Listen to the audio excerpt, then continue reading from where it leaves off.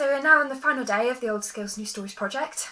Pleased to say the project has gone well and we feel that we've got a lot out of it, and that we will be left with a project legacy which will be useful for us and also for celebrating woodland culture in the southwest. It will be available for anybody that wants to access it.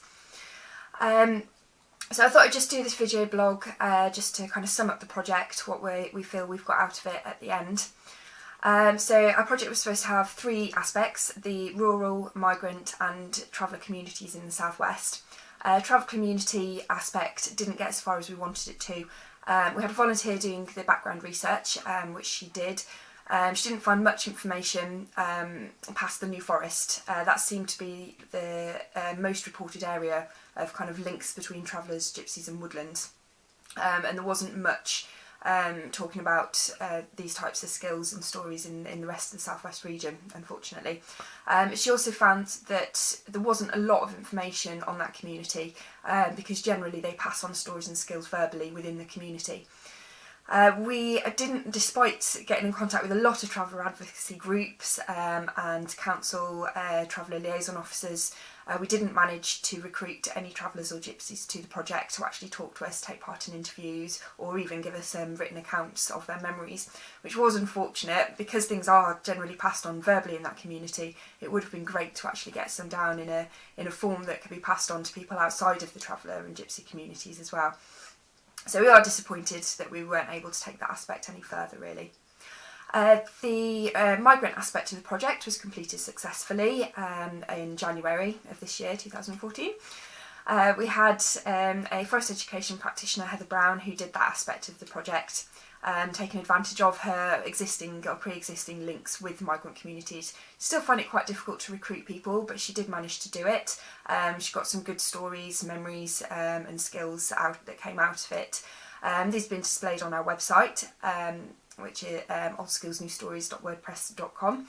I've also linked to some of the key points of her work, her project work on the History Pin website. Some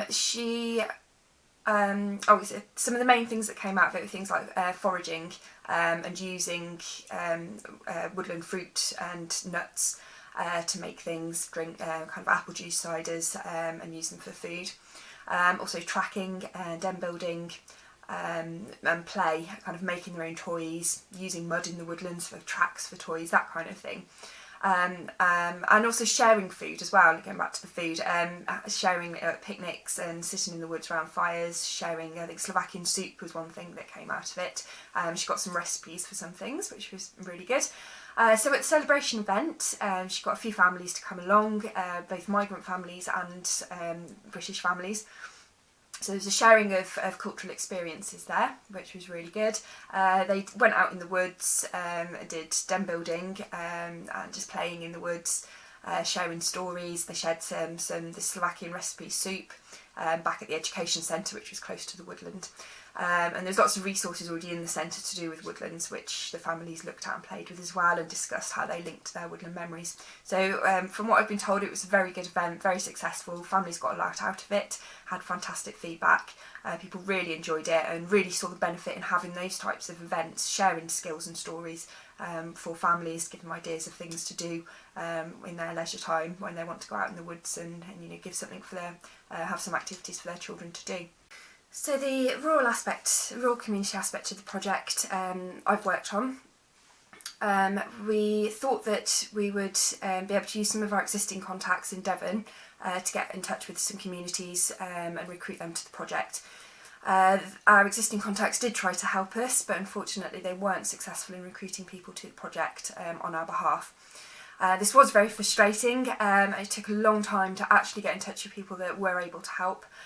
In the end, it was a guy that I volunteer for in Woodland in Oakhampton doing forest education activities, and he volunteered to take part in the project, do an interview. He also helped put me in touch with family and friends of his that would be willing to do interviews for me.